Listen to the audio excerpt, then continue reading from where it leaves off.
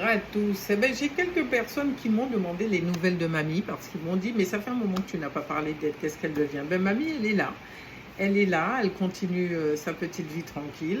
Ben, on s'est vu dernièrement où elle est venue me voir un petit peu dépitée pour me parler des problématiques, non pas d'elle, mais qui venaient d'elle, mais qui venaient de son ex-mari avec qui de temps en temps elle a ses rapports, puisqu'on lui a diagnostiqué la maladie de Parkinson. Elle m'a dit, ça fait un petit moment, bon, ça avait déjà commencé, mais là, bah, le diagnostic est tombé et de plus en plus, il s'énerve parce que bon, il y a des choses qu'il n'arrive plus à faire. Et là, bon, ça va pas du tout. Bon, alors comme ça va pas, ben, il fallait quand même aider mamie à comprendre aussi ce qui se passe chez l'autre, chez elle, et puis bon, ben, autour d'elle, pour que la famille ben, puisse s'entourer hein, pour l'aider à vivre ce moment-là. Alors effectivement, la maladie de Parkinson ne vient pas que des tremblements qu'on peut dire aux troubles moteurs ou des troubles moteurs. Elle va finalement, cette maladie va affecter la vie intime des individus, mais surtout cette maladie peut être affectée directement ou indirectement donc, par la maladie et ses comorbidités, par les médicaments et les traitements qui y sont associés, ou encore par les problèmes psychosociaux, ça veut dire les dépressions, l'anxiété, et puis aussi le fait que ces personnes déclarent souvent éprouver une insatisfaction sexuelle qui est souvent liée au fait à une diminution du désir, dysfonctionnement érectile souvent problématique d'érection, éjaculation précoce ou encore des difficultés à atteindre l'orgasme ou encore dans l'autre cas, peuvent avoir un comportement sexuel compulsif, voire une hypersexualité. Alors, cette compulsivité, cette hypersexualité, ce sont les effets secondaires des traitements. Et c'est vrai que ce sont, je veux dire, des affectations qui sont peut-être moins connues, dont on parle moins. Mais qu'est-ce qu'on peut suggérer par rapport à ça? Peut-être l'arrêt des médicaments dopaminergiques, mais à partir de là, il faut franchement en discuter avec son médecin pour savoir ce qu'il y a lieu de faire. Alors, on sait que au niveau de la maladie de Parkinson, ce sont souvent les effets secondaires qui vont entraîner tous ces dysfonctionnements-là. Ça peut être aussi parce que la maladie de Parkinson est aussi associée à une autre pathologie qui serait cardiovasculaire ou encore parce qu'il y a le diabète.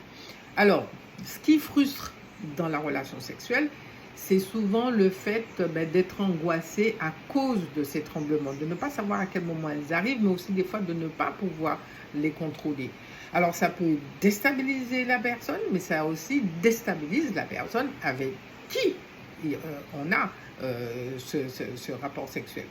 Alors le couple est souvent mis à rude épreuve, bien entendu, parce que le partenaire, il peut ressentir aussi une frustration, une détresse, un manque de repères, et toute la famille peut être impactée par le fait que ces comportements peuvent franchir certaines limites, surtout si la personne est dans cette compulsivité. Alors, qu'est-ce qu'on pourrait dire? Que déjà, la personne qui a la maladie de Parkinson est également dans une souffrance qui est réelle.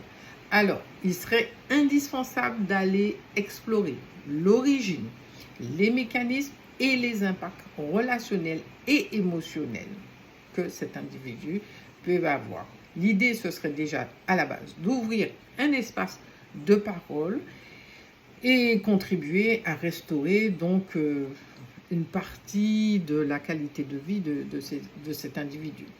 Alors, est-ce qu'il y a quelque chose à faire justement lors des rapports? Alors, on en parlait avec mamie, je lui dis, bon écoute mamie, moi en tant que sexothérapeute, je peux te suggérer, c'est peut-être de prévoir différentes positions lorsque les problèmes d'érection se manifestent, par un changement de mouvement en cours de l'activité, peut-être même programmer les rapports sexuels lorsque la personne, elle se sent au mieux de sa forme, parce que c'est elle qui sait, est-ce que c'est juste avant le traitement ou après, comment ça se passe, elle se sent mieux à une période bien précise, à ce moment-là, si c'est quelque chose qui est régulier, ben, vous pouvez programmer vos rapports à ce moment. L'idée aussi, ce serait d'utiliser de l'huile, de la lotion que tu pourrais passer sur la peau de l'autre d'une manière très douce pour pouvoir améliorer les préliminaires et créer déjà un rapprochement qui serait plus doux, agréable en cas de rigidité ou de tremblement. Ce qui fait que l'autre serait beaucoup plus détendu, le mettrait beaucoup plus en confiance. Et à partir de là, tu verras, au fil du temps, les choses peuvent s'améliorer si vous en parlez, si vous communiquez franchement par rapport à ça. Alors, est-ce qu'il y a une solution réelle au niveau de la maladie de Parkinson? Bon, souvent, il est suggéré thérapie cognitive, de la méditation pleine conscience ou encore des techniques de réduction du stress. Mais ce qui est le plus important, c'est qu'il y ait surtout de la communication entre les individus, avoir un petit peu plus clair sur la sexualité et cette maladie. Alors, mamie est repartie satisfaite, donc elle m'a dit qu'elle va quand même essayer ces éléments-là. Et puis, bon, ben, ma foi, on verra le retour, mais on se tient informé. Alors, en attendant, eh ben, moi, je te dis surtout, prends soin de toi et à très vite.